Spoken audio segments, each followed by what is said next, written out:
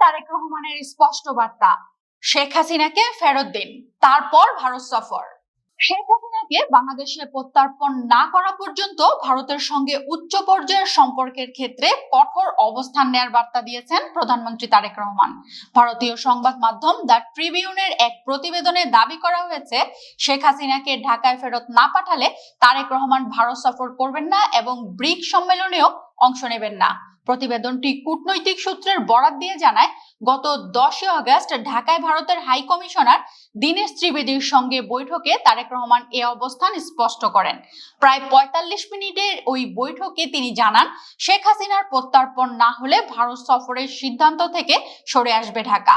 The ট্রিবিউনের দাবি, এমনকি তারেক রহমানের সম্ভাব্য দ্বিপক্ষীয় ভারত সফরও শেখ হাসিনার প্রত্যার্পণের সঙ্গে 50-50 ভাবে সম্পর্কিত বলে দিল্লিকে জানানো হয়েছে। এর আগে ভারতের প্রধানমন্ত্রী নরেন্দ্র মোদী তারেক রহমানকে ভারত সফরের আমন্ত্রণ জানিয়েছিলেন। তবে এই আমন্ত্রণকে ব্রিক্স সম্মেলনে অংশ নেওয়ার আমন্ত্রণের চেয়ে আলাদা হিসেবে দেখা হচ্ছে। বিমস্টেকের বর্তমান চেয়ারম্যান হিসেবে বাংলাদেশকে ব্রিক্স সম্মেলনে আমন্ত্রণ জানানো হয়েছে বলে প্রতিবেদনে উল্লেখ করা হয়েছে।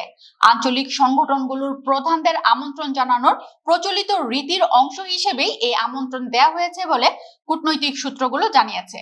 এদিকে 10 আগস্ট ভারতের বৈদেশিক গোয়েন্দা সংস্থা রিসার্চ এন্ড অ্যানালাইসিস উইং রয়ের প্রধান পরাগ জৈন ঢাকায় আসেন। তিনি প্রধানমন্ত্রীর ঘনিষ্ঠ সহযোগী ও প্রতিরক্ষা বিষয়ক উপদেষ্টা অবসরপ্রাপ্ত ব্রিগেডিয়ার জেনারেল AKM শামসুল ইসলামের সঙ্গে বৈঠক করেন। সূত্রের দাবি, ওই বৈঠকেও ভারতের প্রতি ঢাকার পরিবর্তিত মনোভাবের বিষয়টি উঠে আসে। একই দিন ভারতের হাই কমিশনার দীনেশ ত্রিবেদী প্রধানমন্ত্রীর সঙ্গে সাক্ষাৎ করেন। বৈঠক শেষে তিনি দুই দেশের সম্পর্ককে ইতিবাচক, গঠনমূলক ও ভবিষ্যৎমুখী করার বিষয়ে ভারতের আগ্রহের কথা জানান। তিনি বলেন, ভারত বাংলাদেশের প্রধানমন্ত্রীর সফরের অপেক্ষায় রয়েছে এবং দুই দেশের মধ্যে এমন কোনো সমস্যা নেই যার সমাধান সম্ভব নয়। কূটনৈতিক সূত্রের বরাত দিয়ে প্রতিবেদনে বলা হয়েছে, বৈঠকের পর ত্রিবেদী দিল্লিকে ঢাকার পরিবর্তিত অবস্থান সম্পর্কে অবহিত করেছেন। ভারতের প্রধানমন্ত্রী নরেন্দ্র মোদী প্রতিবেশী দেশগুলোর সঙ্গে সম্পর্ক জোরদার করতে গুরুত্ব দিচ্ছেন এবং তার নতুন লুক ইস্ট উদ্যোগে বাংলাদেশকে গুরুত্বপূর্ণ অংশীদার হিসেবে দেখা হচ্ছে। এই কারণে তারেক রহমানের কঠোর অবস্থান দিল্লির কাছে কিছুটা চিন্তিত। তবে উভয় পক্ষই বর্তমানে নিজেদের অবস্থান কিছুটা নমনীয় করার চেষ্টা করছে বলে দাবি করছে দ্য ট্রিবিউন। পরিবর্তিত বৈশ্বিক পরিস্থিতিতে বাংলাদেশ ও ভারত দুই দেশই পরস্পরের গুরুত্ব সম্পর্কে সচেতন। তারেক রহমানের মালয়েশিয়া ও চীন সফরের দিকেও ভারত নজর রাখছে বলে প্রতিবেদনে উল্লেখ করা হয়েছে।